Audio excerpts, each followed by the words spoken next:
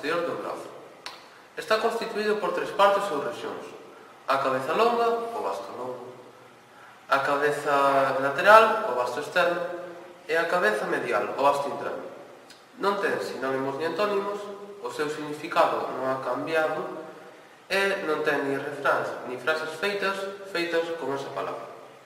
Está formado polo sufixo ceps, que significa céfalo ou cabezas, e polo prefixo tri, que significa tres ou que se repite tres veces. En os idiomas éuscaro, catalán, francés, inglés e español non cambia. O único pode cambiar a acentuación porque pode ter acento en ti ou non, na i.